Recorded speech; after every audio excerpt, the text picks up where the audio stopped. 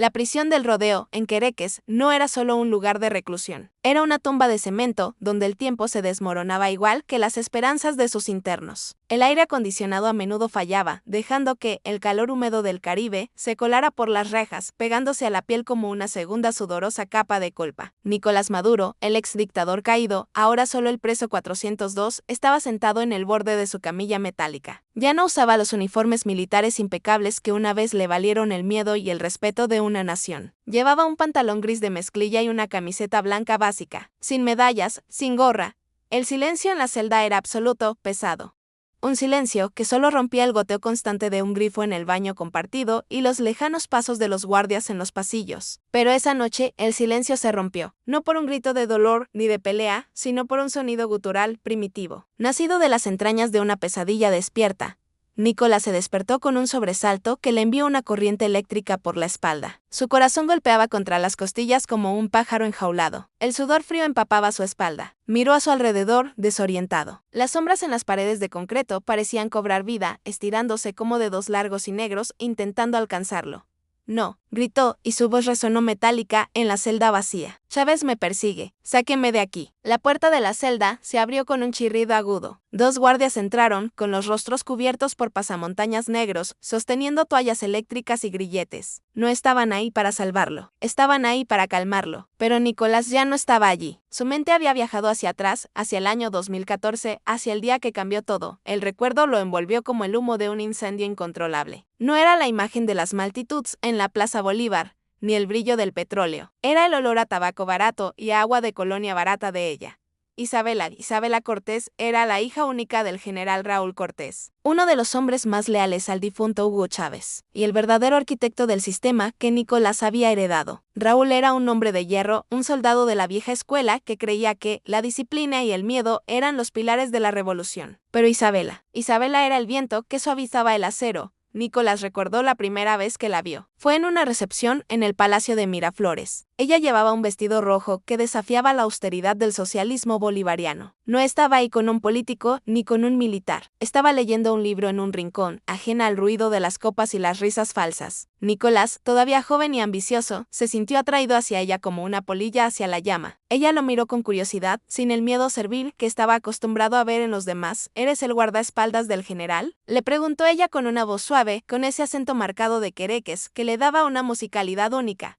No, respondió él, sonriendo con la mejor de sus sonrisas de político en ascenso. Soy Nicolás, el conductor de que respondió ella, con una sonrisa pícara, de autobuses o del país. Esa broma, esa irreverencia, fue el inicio de todo. Para Nicolás, Isabela se convirtió en el refugio. El mundo exterior exigía que fuera el sucesor fuerte, el heredero de la espada de Chávez, el hombre que aplastaría a la oposición. Pero detrás de las puertas cerradas de un apartamento seguro, en la urbanización El Cafetal, Nicolás dejaba de ser el líder. Con Isabela, él era solo un hombre que aprendió a amar la poesía de Pablo Neruda porque a ella le gustaba, que aprendió a bailar salsa sin preocuparse por cómo se veían sus caderas, que aprendió que el poder podía ser compartido, no solo acumulado. El romance fue profundo, intenso, clandestino. Sabían que, si el general Raúl se enteraba, la relación sería terminada de inmediato. Raúl odiaba la debilidad y a sus ojos, el amor era la debilidad suprema. Nicolás recordó las noches en la azotea de Isabela, mirando las luces de Quereques que brillaban como un collar de diamantes en el valle. Mi padre dice que tu destino es gobernar, le dijo Isabela una noche, con la cabeza apoyada en su hombro. Dice que tienes el fuego de Chávez en la sangre. Yo no quiero fuego, Isa, le respondió él, besando sus dedos. Yo quiero paz. Quiero construir algo que no se sostenga con miedo.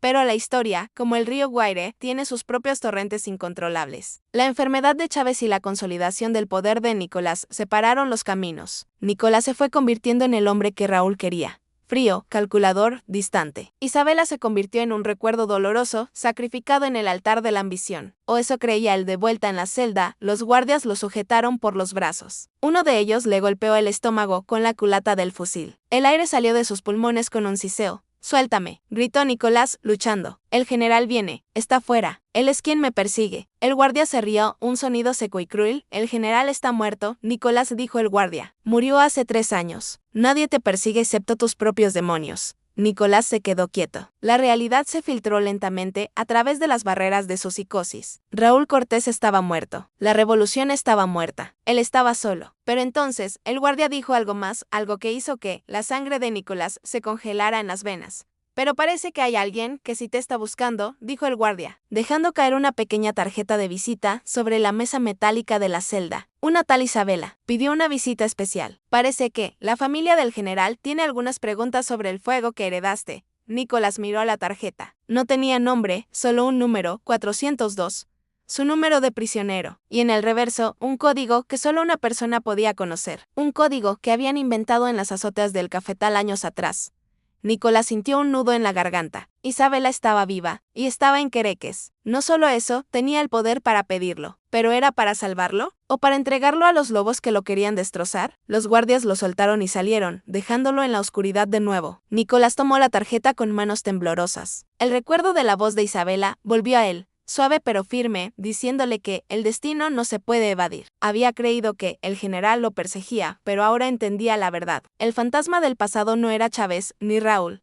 Eran sus propias decisiones traicionadas. Y ahora, Isabela, el amor de su vida, la hija de su mentor, estaba al otro lado de la puerta, tomó el micrófono de la celda, conectado al sistema de vigilancia interno, y habló, no como el dictador caído, sino como el hombre que una vez amó. Dejadla pasar, dijo con una voz quebrada, pero que retumbó en el pasillo. Es hora de pagar la deuda. ¿Qué desea Isabela? ¿Venganza por la traición a su padre o una última oportunidad de redención en medio de la oscuridad? El pasillo, que conducía a la celda 402, estaba iluminado por tubos fluorescentes parpadeantes, proyectando sombras largas y danzantes sobre las paredes de hormigón. Los guardias se habían retirado, por orden estricta, dejando un camino libre y solitario. Las botas de tacón golpeaban el suelo con un ritmo casi militar, rompiendo el silencio fúnebre de la prisión. Isabela Cortés caminaba con la espalda recta y la barbilla alta. Llevaba un traje sastre beige, un diseño sobrio y elegante que contrastaba con la violencia del entorno. Su cabello, antes oscuro y largo, ahora era gris ceniza y estaba recogido en un moño estricto. 20 años habían pasado. 20 años de revolución, de caída, de exilio y de silencio. Pero sus ojos, esos ojos color café que una vez cautivaron al conductor de autobús que se convirtió en presidente, seguían siendo tan penetrantes y peligrosos como el primer día. Al llegar a la puerta, se detuvo. No había vidrio en la ventanilla, solo barrotes. Por la oscuridad pudo ver la silueta sentada en la cama. Nicolás, dijo ella. Su voz no tembló. No había ternura en su tono, solo acero. Nicolás levantó la cabeza. El peso de los años lo doblaba, pero sus ojos aún brillaban, con esa mezcla de inteligencia y picardía que tanto le había gustado a ella. Isabela, respondió él, con la voz ronca por el tabaco barato del penal. No pensé volver a verte. Pensé que estarías en Madrid o Miami, quemando mi dinero y contando mis traiciones. Mi padre murió creyendo que habías traicionado la revolución, dijo ella, sin entrar aún a la celda. Murió con el corazón roto porque tú le quitaste lo que él construyó y lo vendiste a los rusos, a los chinos, a quien fuera. Yo juré que te destrozaría si te veía. Nicolás se levantó lentamente y se acercó a los barrotes. Agarró el metal frío con ambas manos. Bien, dijo él, acercando su cara a los hierros. ¿Vienes a rematar la obra? ¿A dispararme? Porque si vas a hacerlo, hazlo aquí. Pero dime una cosa antes, Isa. ¿Fuiste feliz en Europa? ¿Te casaste con algún banquero intelectual, con algún embajador elegante? ¿O también extrañabas las noches en la azotea del cafetal? Isabela lo miró con desdén. Me casé con un revolucionario, Nicolás. Un hombre que sabía lo que significaba sacrificarse. Murió en un combate en la frontera hace 10 años. Así que no tuve tu vida lujosa de traiciones. Tuve la vida de los que se quedaron a limpiar tu desastre. Nicolás sintió un pinchazo en el pecho. Sabía de las guerrillas internas, de las purgas. No sabía que el amor de su juventud había estado en medio de todo eso. Lo siento, Isa, susurró él, bajando la mirada. Lo siento por todo, por tu padre, por ti, por nosotros. El silencio se estiró entre ellos, denso y cargado de 20 años de palabras no dichas. Entonces, Isabela sacó un sobre de su bolso. No era un sobre de papel común, era un sobre de seguridad de los servicios de inteligencia militar, sellado en rojo. Estoy aquí por mucho más que venganza, Nicolás. Mi padre tenía una caja fuerte, una caja que tú no encontraste cuando tomaste el poder. Él guardó algo allí, una prueba que asegura que la verdad de nuestra historia no sea la que tú escribiste en los libros de historia. Si no me la entregas, el escándalo mundial te destruirá aún más de lo que ya estás destruido. Tienes a los gringos y a los europeos chillando por el ingreso humanitario, pero esto será la prueba definitiva de que fuiste un traidor desde el primer día. Nicolás se quedó paralizado. ¿Qué hay en la caja?, preguntó él. El primer testamento de Hugo, dijo ella con voz suave pero letal. El documento, donde él nombraba a Raúl como su verdadero sucesor. No a ti. El documento que tú falsificaste. Mi padre lo guardó en caso de emergencia. Si lo sacas a la luz, el nombre de Maduro desaparece para siempre. Tu legitimidad es una mentira, Nicolás. Siempre lo fue.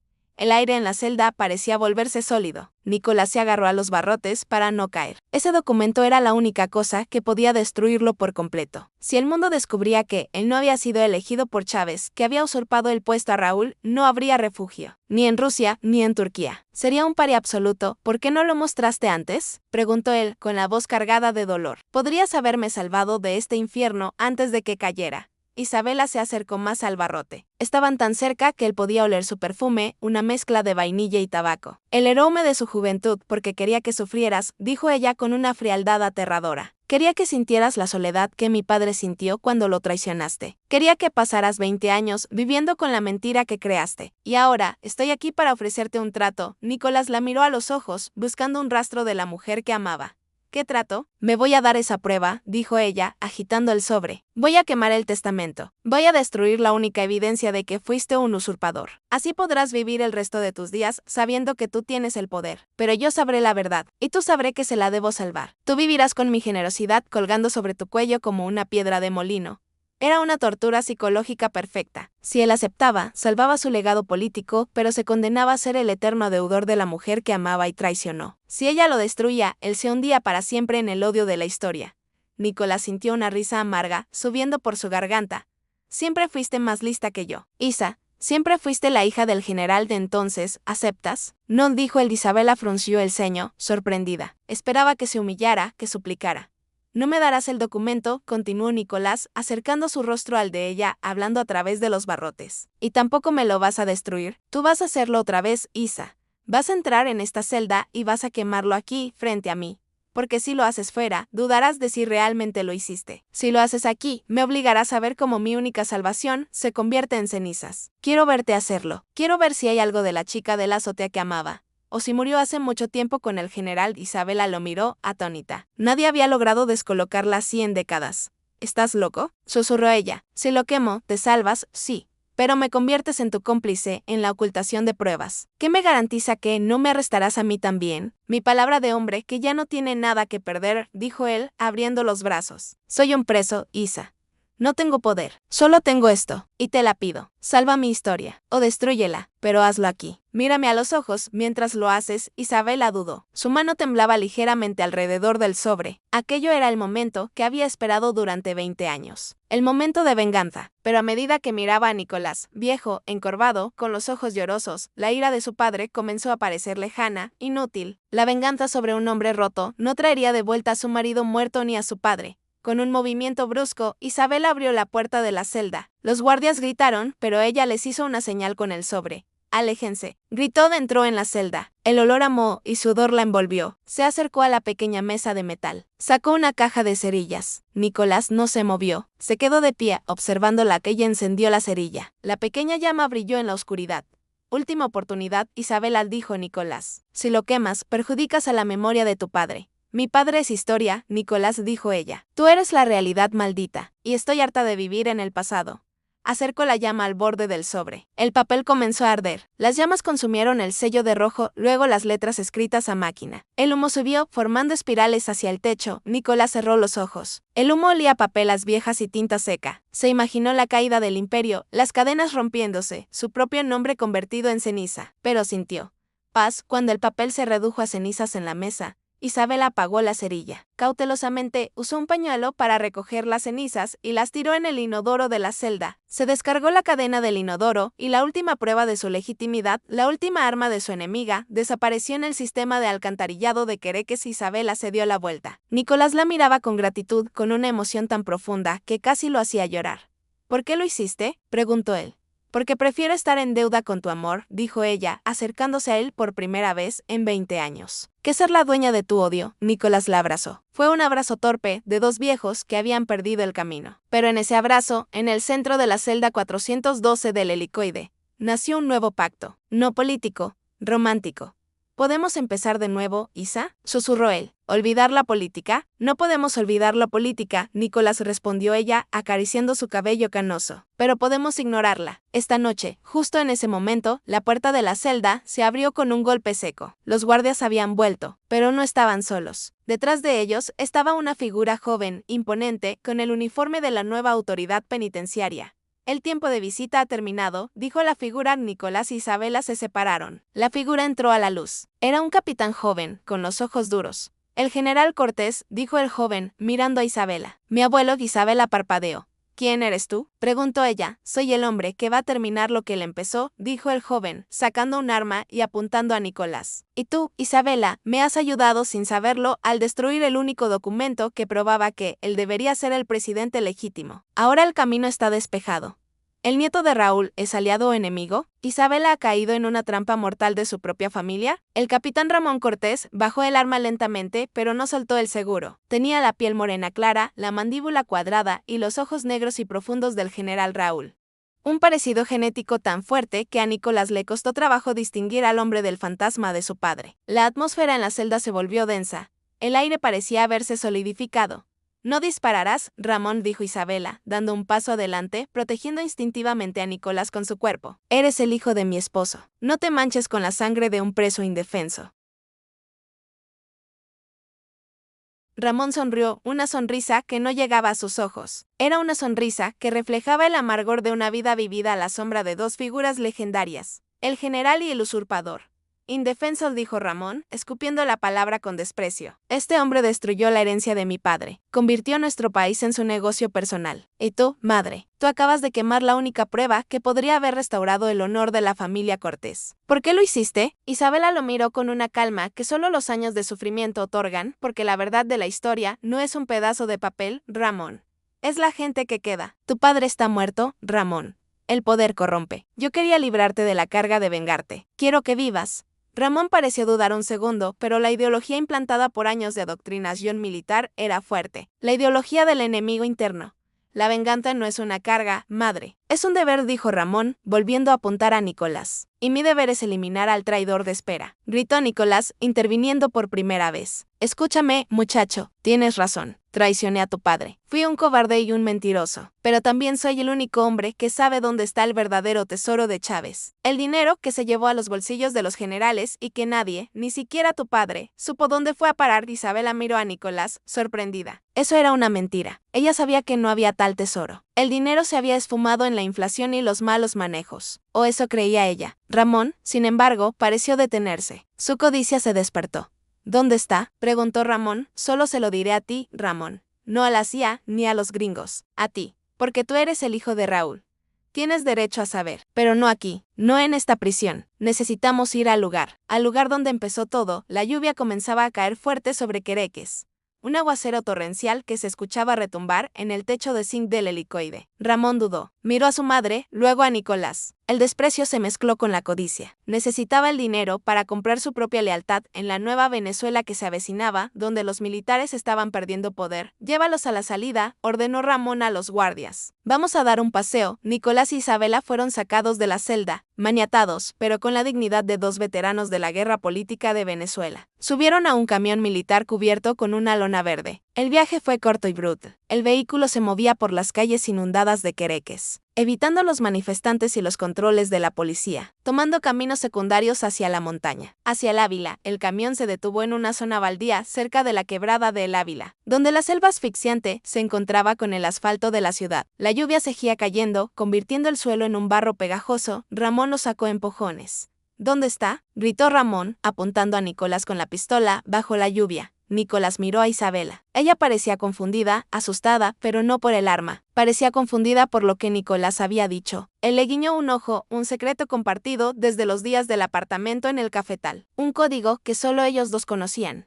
Está ahí, dijo Nicolás, señalando hacia un viejo edificio abandonado medio enterrado en la maleza. Era la antigua residencia de verano de Raúl Cortés. Un lugar que nadie había visitado en décadas. El lugar donde Raúl guardaba sus trofeos de guerra. Ramón empujó a ambos hacia la entrada. La puerta de madera estaba podrida. La abrieron y entraron en la oscuridad. El olor a moho, madera podrida y libros viejos era insoportable. En el centro de la sala principal había una caja fuerte de acero, oxidada y sellada. Ábrela, lo ordenó Ramón a Isabela. No tengo la combinación, dijo ella. Solo tu padre la sabía. Nicolás se acercó. Sus manos temblaban, no por el miedo, sino por la emoción de lo que estaba a punto de hacer. Yo la sé, dijo él. Tu padre me la dijo la noche que murió. Me la dijo creyendo que yo sería su leal servidor. Nunca imaginó que yo la usaría para esto. Puso los números, 1999 a 2002. El año de la revolución. La caja fuerte se abrió con un chirrido agudo. Dentro no había oro, no había dólares. Había solo un libro de contabilidad. Un solo libro. Ramón corrió hacia él y lo abrió. Leyó las primeras páginas. Su rostro se puso pálido. Luego, sus ojos se llenaron de ira. ¿Esto es el tesoro? Son cuentas. Son registros de pagos a generales. Pagos que mi padre hizo. El dinero ya no está. Todo se ha ido. Fue hace mucho tiempo, Ramón, dijo Nicolás con voz suave. La revolución se tragó el dinero. Tu padre lo gastó en la causa, que era mantener leales a la fuerza. No hay fortuna, hijo. Solo deudas. Ramón estaba furioso. Se sintió engañado. Se sintió humillado. Apuntó el arma directamente a la cabeza de Nicolás. Mentiste. Me has traído aquí para burlarte de mí. No, Ramón, gritó Isabela, interponiéndose de nuevo. Él te ha traído aquí para salvar tu alma. Si me hubieras disparado a él en la cárcel, te habrías convertido en un asesino. Aquí, en la oscuridad, lejos de los testigos, podrías haberlo hecho y hubieras sobrevivido a la ley. Pero elegiste seguirnos. ¿Por qué? ¿Porque eras capaz de sentir curiosidad? Eso significa que no eres tu padre. Eres algo mejor. Ramón tambaleó. El arma bajó unos centímetros. Yo quería saber la verdad, susurró él. La verdad es que la violencia no da salida, dijo Nicolás, acercándose lentamente a Ramón con las manos abiertas. Yo viví matando mentiras. Tu padre vivió matando enemigos. ¿Y tú, Ramón, qué vas a hacer? ¿Vas a pasar tu vida persiguiendo fantasmas? ¿O vas a elegir vivir? La lluvia golpeaba el techo como miles de pequeños dedos. Ramón miró a su madre, que lo miraba con ternura y tristeza. Miró a Nicolás, el enemigo de su padre, que le ofrecía una salida. De repente, el sonido de un motor de motocicleta rompió el silencio de la montaña. Una luz atravesó las ventanas rotas. Abajo, gritó Nicolás, sabiendo que esos no eran refuerzos. Nadie vio quién disparó primero. Tal vez Ramón se asustó y se disparó en la pierna. Tal vez fue un disparo desde fuera. Lo único seguro es que el estallido del arma retumbó en la habitación y Ramón cayó al suelo gritando de dolor, agarrándose muslo. Nicolás y Isabela se arrojaron al suelo. Afuera se escuchaban voces. Eran los hombres de la inteligencia militar leales al gobierno provisional. ¿Habían rastreado el camión de Ramón? ¿Habían venido a rescatar a Nicolás o a ejecutarlo? Nadie lo sabía. Tenemos que irnos, dijo Nicolás, arrastrando a un doliente Ramón hacia la parte trasera de la casa, hacia la selva. No puedo moverme. Gritó Ramón. Tienes que intentarlo. Gritó Isabela, ayudándolo a levantarse. Esos hombres son leales al gobierno. Si te encuentran aquí con nosotros, te matarán por traición y a nosotros por secuestro. Somos fugitivos, Ramón. Los tres. El sonido de botas quebrando la maleza se acercaba. Váyanse, gritó una voz desde fuera. Ríndanse o mueran. Nicolás, Isabela y un cojeante Ramón se abrieron paso hacia la parte trasera de la casa, hacia el abismo de la selva del Ávila. Llovía a cántaros. El barro era resbaladizo. Llegaron al borde de un precipicio. No había camino abajo, solo vegetación densa. Saltamos, dijo Nicolás. Estás loco, gritó Ramón. ¿Tienes alguna otra opción? Preguntó Isabela, tomando la mano de ambos hombres. Se lanzaron a la oscuridad, rodando por la ladera cubierta de lodo y raíces, hacia el río Guaire que corría abajo. Aterrizaron en el agua fría y sucia, arrastrados por la corriente. Cuando llegaron a la orilla, exhaustos y doloridos, eran tres fugitivos, un exdictador, una hija de general traicionada y un nieto con la pierna sangrando. Se miraron los tres, empapados, sucios y perseguidos. Ya no había jerarquías. Ya no había revolución ni contrarrevolución. Solo había tres humanos intentando sobrevivir una noche más en la caótica ciudad de Quereques. Nicolás miró a Ramón, que apretaba la herida, y luego a Isabela, que le apretaba la mano. ¿Qué hacemos ahora, jefe?, preguntó Ramón, usando el título antiguo, de manera irónica y dolorosa. Nos escondemos, dijo Nicolás, en el único lugar donde nadie nos buscará, en los túneles de la revolución, los que tu padre construyó en los tiempos dorados. Sobrevivirán los tres a la noche en los túneles bajo Quereques, o la historia se repetirá y el nieto traicionará a los amantes una vez más. El agua del río Guaire, sucia y fría, arrastraba sus cuerpos hacia el oeste de la ciudad, lejos de la prisión del helicoide y de la residencia de los Cortés. Lograron arrastrarse a la orilla, jadeando, tosiendo agua y lodo. Ramón se desplomó en el suelo de tierra, con la herida en el muslo sangrando profusamente, manchando el barro de un rojo oscuro y viscoso. La palidez de su cara contrastaba con la noche. Nicolás se arrodilló junto a él. Ya no era el presidente, ni el preso. Era un hombre mayor, vestido con harapos, intentando salvar a quien debía ser su verdugo. Tenemos que presionar la herida, dijo Nicolás, arrancando un trozo de su camisa ya desgarrada. Si no pierdes mucha sangre, llegarán lejos. Ramón lo miró con ojos vidriosos de dolor y confusión. La ideología que le habían inculcado se estaba desmoronando con cada gota de sangre que perdía. ¿Por qué me salvas?, bramó Ramón, apretando los dientes. Yo te iba a matar. Yo era tu enemigo. El enemigo eran las ideas, Ramón, respondió Nicolás, atando el paño de tela alrededor del muslo del joven y apretando con fuerza para detener la hemorragia. Y las ideas ya han muerto. Ahora solo queda esto. Tú, yo y tu madre. Y si no nos ayudamos entre nosotros, somos 3 cadáveres que el río se llevará al mar. Isabela se acercó, buscando ramas secas en el suelo del bosque, cerca del agua. Miró a los 2 hombres, el hombre a quien había amado en su juventud, y el hombre a quien había dado la vida. Ahora los 2 juntos, vivos, en el lodo. Sentía una mezcla de horror y una extraña, dolorosa sensación de unidad. ¿A dónde vamos, padre?, preguntó Ramón, usando la palabra padre por primera vez, no por respeto, sino por una desesperación infantil. Nicolás se levantó, mirando hacia el norte, hacia la montaña de El Ávila. La selva se alzaba como una pared negra contra el cielo tormentoso. A los túneles, dijo Nicolás. Tu padre construyó un complejo de búnkeres y pasillos bajo la montaña, durante la crisis de 2002. Eran para los líderes de la revolución en caso de invasión estadounidense, pero ahora son nuestros escondites. Nadie los conoce excepto yo. Tu padre me mostró los planos una vez, como una demostración de poder. Yo jamás supe de eso, dijo Isabela, sorprendida. Era un secreto de Estado, mi amor, dijo Nicolás, usando el apodo que no había pronunciado en 20 años. Un secreto que ahora es nuestra única salvación. Ayudaron a Ramón a levantarse. Cojeaba, apoyándose en el hombro de Nicolás. Caminaron durante 1 hora por la orilla del río, esquivando los escombros de los barrios pobres que colgaban sobre el agua, donde la gente dormía en casas de cartón y zinc, ignorantes de que la historia estaba pasando justo enfrente de sus narices. Llegaron a una entrada disimulada como una boca de drenaje de aguas pluviales, un tubo de concreto que bajaba hacia las entrañas de la montaña. Tenía una reja oxidada que cubría la oscuridad. Después de mí, dijo Nicolás. Treparon al tubo y bajaron por él, resbalando por la humedad. El olor era fétido, una mezcla de aguas negras, ratas y moho. Al llegar al final, cayeron en un pasillo de hormigón iluminado por bombillas de emergencia que seguían encendidas, alimentadas por generadores antiguos. El silencio allí era absoluto, sagrado. El aire estaba seco y pesado. Dios mío, susurró Isabela, mirando las paredes repletas de mapas de quereques viejos, almacenados ahí desde hace décadas. Es como una tumba de tiempo. Es el corazón del poder, dijo Nicolás, y ahora es nuestro refugio. Llevaron a Ramón a una pequeña sala médica que estaba intacta. Había botiquines viejos, pero vendas y antibióticos limpios. Mientras Isabela curaba la herida de su hijo, Nicolás caminó por el pasillo, mirando los mapas que colgaban de las paredes. Mapas de una Venezuela que ya no existía. Una Venezuela rica, petrolera, llena de esperanza. Se sentó en una silla de oficina polvorienta frente a una mesa de operaciones. Se sentó en el lugar que debía haber sido de Raúl Cortés. Isabela terminó de vendar la pierna de Ramón. Le dio un vaso de agua de una botella vieja y le hizo sentar en un sofá de cuero desgastado. Ramón parecía más tranquilo, drogado por el dolor y el shock. Madre, dijo Ramón, con voz suave. Mi padre era un buen hombre. Isabela se quedó quieta. La pregunta colgaba en el aire como el humo del tubo. Se sentó frente a él, tomó sus manos sucias. Tu padre era un hombre de convicciones, Ramón. Amaba a este país más que a nada en el mundo. Pero el poder lo corrompió. No le dio dinero, le dio miedo. Y cuando tienes miedo, cometes errores. Grandes errores. Él cometió el error de creer que podía controlar a todos. Incluso a mí. Incluso a ti. ¿Y él? Ramón señaló con la barbilla a Nicolás, que estaba sentado en la mesa, con la cabeza entre las manos. ¿Él también tiene miedo? ¿O es solo un monstruo? Nicolás levantó la cabeza. Sus ojos estaban rojos, cansados, pero serenos. Yo era un monstruo, Ramón, admitió Nicolás, sin tapujos. Pero no porque quisiera serlo. Era un monstruo porque me dejaron serlo. Todos esperaban que fuera fuerte, que fuera el Chávez renacido. Y yo lo intenté, pero dentro de mí siempre hubo ese miedo. El miedo de no ser suficiente. Así que aplasté a los que me rodearon. A tu padre, a tu madre, a mí mismo. Isabela sintió una lágrima recorrer su mejilla.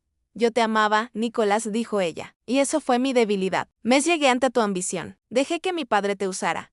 Ambos somos víctimas de la historia, Isan, dijo Nicolás, levantándose y acercándose a ellos. Pero hoy hemos decidido romper el ciclo. En ese momento, las luces del búnker parpadearon y luego se apagaron. Las sombras se alargaron. Un sonido sordo se escuchó en la entrada del túnel. «Están aquí», dijo Ramón, incorporándose. Olvidando su dolor, Nicolás corrió al mapa en la pared. Buscó una ruta. Encendió una linterna que había encontrado en un cajón y proyectó la luz sobre un plano de las minas de oro. «Están usando sonar. Vienen por el pasillo norte. Tenemos que cortar las luces principales para activar el sistema de bloqueo». «Ramón, ¿puedes caminar?» «Puedo arrastrarme», dijo Ramón. «Bien», dijo Nicolás. «Necesitamos llegar al centro de comando». «Ramón, quiero que cortes los cables rojo y negro del panel central. Eso bloqueará las puertas de entrada. Isabela, tú y yo subiremos a la torre de vigilancia. Desde ahí podemos ver lo que hacen y usar el sistema de altavocos». Se movieron como un solo organismo. No eran 3 personas separadas. Eran una unidad de supervivencia. Nicolás dirigía con una calma aterradora, como si dirigiera un operativo militar en lugar de una huida desesperada. Ramón, a pesar de su dolor y su herida, gateó por el pasillo y cortó los cables, provocando chispas que iluminaron la oscuridad por un segundo. Nicolás y Isabela subieron por la escalera de caracol hasta la torre. Desde ahí, a través de las ventanas blindadas, pudieron ver los faros de los vehículos militares entrando por el valle. Eran decenas, un pelotón entero. «Están rodeados», dijo Isabela, con la mano en el cristal. «No hay salida». «Hay una salida», dijo Nicolás, señalando un mapa en la mesa de control. «Un tren subterráneo de mantenimiento que sale por La Guaira, cerca del mar. Es antiguo, pero supuestamente funciona. Es la única forma de salir sin ser vistos». Pero entonces, la voz de Ramón resonó por los altavoces del sistema de sonido. Estaba en el micrófono del pasillo inferior, gritando: «Aquí están, cabrones. Vengan a buscar al general Cortés». Nicolás se quedó helado. «¿Qué hace?», gritó Nicolás. «Los está desviando», dijo Isabela, con los ojos llenos de miedo. «Está distrayéndolos para que nosotros podamos escapar. Está sacrificándose». Ramón se dejó caer al suelo, simulando estar herido y derrotado, gritando insultos a las fuerzas gubernamentales para atraer su atención hacia el lado equivocado del laberinto.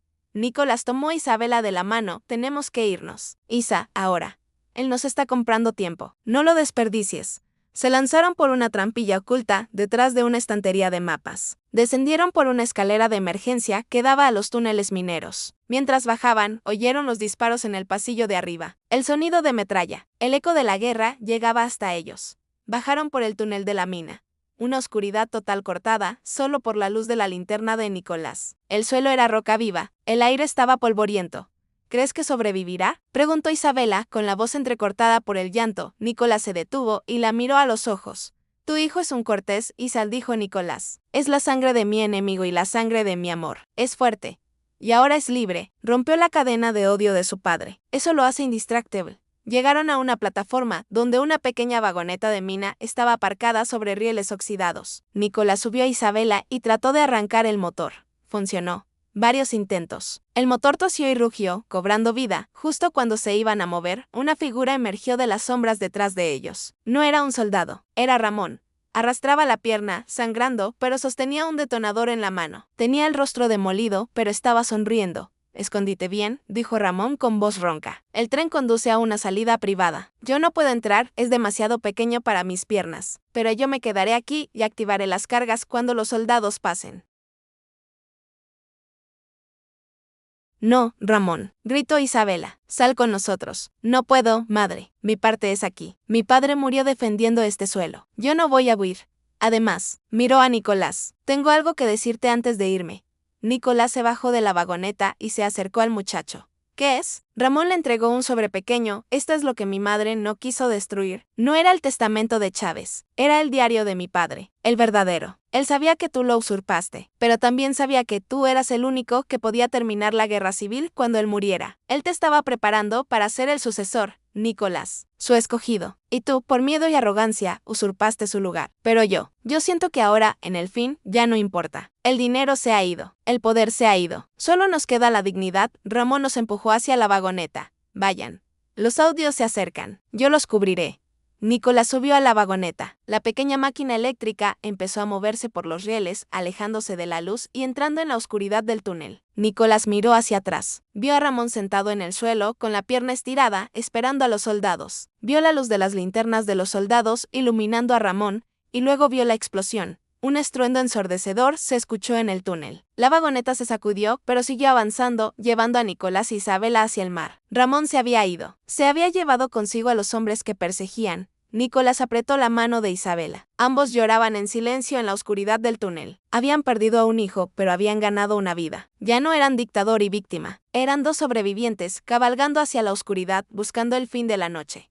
¿Llegarán Nicolás y Isabela a la costa antes de que las fuerzas restantes cierren el cerco del puerto? El pequeño tren minero avanzaba lentamente por el túnel subterráneo, chirriando sobre rieles oxidados que no habían sido usados en décadas. El aire era frío, olía a óxido y a dampness, pero para Nicolás y Isabela era el aire de la libertad. El estruendo de la explosión en la parte trasera del túnel aún retumbaba en sus oídos, un eco sordo y doloroso que significaba que Ramón ya no estaba con ellos. Había elegido ser el cerrojo de la puerta. El hombre que pagó el precio final para que el pasado quedara sepultado. Isabela lloraba en silencio, con la mano apoyada en la ventana sucia de la vagoneta, mirando hacia atrás, hacia la oscuridad de donde habían venido. No había consuelo para la muerte de un hijo, solo el vacío de una posibilidad que nunca se cumpliría. Nicolás conducía con una mano y la acariciaba con la otra, tratando de anclarse a la realidad. Ellos dos eran ahora dos náufragos de una nación hundida. Tenemos que seguir adelante, Isa, susurró Nicolás, pero sus palabras carecían de convicción. Sentía que su energía se estaba apagando con la vida de Ramón.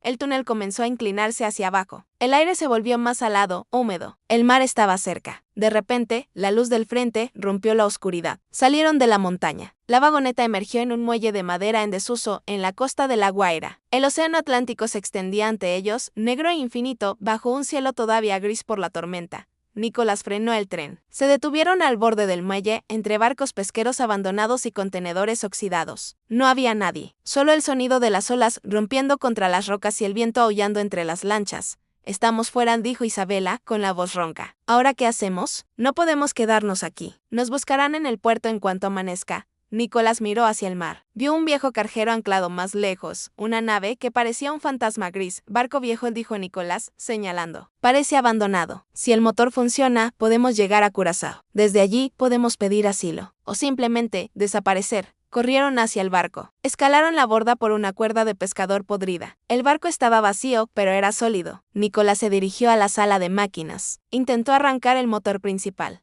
Nada. Clic, clic, clic. El motor estaba muerto. El pánico se asomó de nuevo en los ojos de Isabela. Hay un generador de emergencia, dijo ella, señalando una caja amarilla en la esquina. Los marineros siempre tienen uno. Prueba. Nicolás conectó el generador. Un zumbido eléctrico recorrió el barco. Las luces del puente se encendieron, débiles pero presentes. Y más importante, la radio de comunicaciones se iluminó. Nicolás sintonizó la frecuencia de emergencia, aquí el peregrino. Solicitando autorización de salida, dijo Nicolás, usando un nombre falso y una voz que intentaba sonar de autoridad.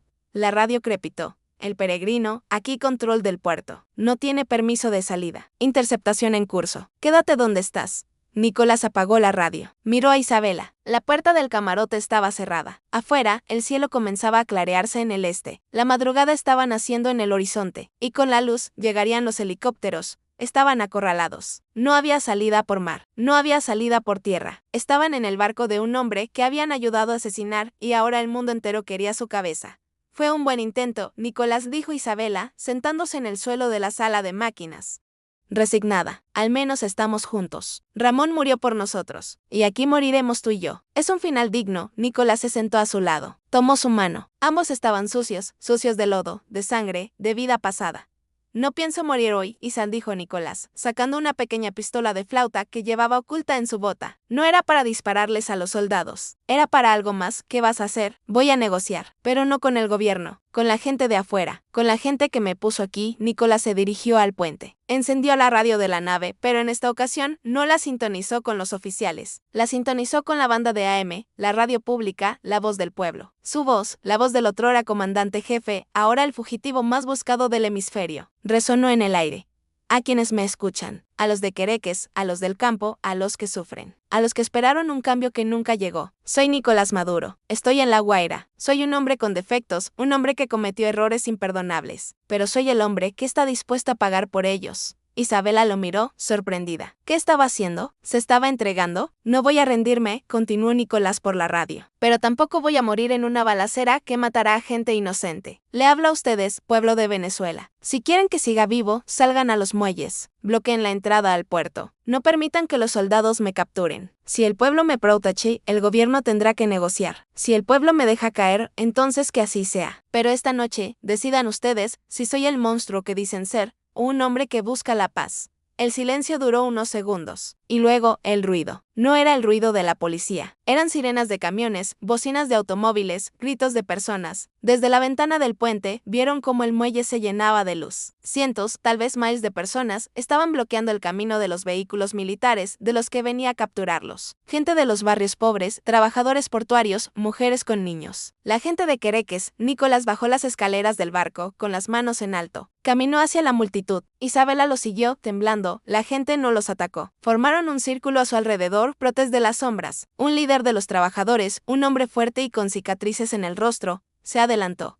¿Es verdad lo que dices, comandante? ¿Que te has rendido al pueblo? Gritó el hombre. Nicolás miró a los ojos de la gente. Vio la pobreza, el cansancio, la desesperación, pero también la dignidad. No me rindo, gritó Nicolás. Me entrego. Entrego el poder. Ya no quiero ser presidente. Solo quiero vivir como un hombre libre. Y quiero salir de aquí. Déjenme ir a mí y a esta mujer. Y yo firmaré en el exilio la orden de liberación de los presos políticos y la apertura de los mercados. Un murmullo recorrió la multitud. Luego, un grito ensordecedor. No era de aprobación, sino de presión. La gente no quería exilio. Quería justicia. Quería comida. Quería cambio. Quédate, gritó el líder. Quédate y lucha con nosotros. No te vayas. Nicolás se quedó helado. La lealtad de los perseguidos era el final irónico de su vida. Miró a Isabela. Ella sintió con lágrimas en los ojos.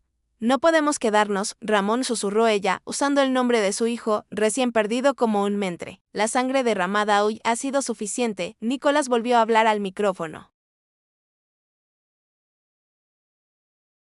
Yo no puedo quedarme, mis manos están manchadas, pero les prometo esto, si me dejan ir, el hombre que venga después de mí, el que la gente elija en elecciones libres, tendrá el apoyo de mi nombre para reconstruir este país sin violencia. Pero esta noche, dejen que salga. Esta noche, el cerrojo apaga su fuego, se hizo un silencio tenso. El líder de los trabajadores miró a la gente, luego miró a Nicolás. Asintió, vete, pero no vuelvas nunca más. Si vuelves, esta vez te mataremos nosotros mismos. La multitud se abrió como el mar rojo.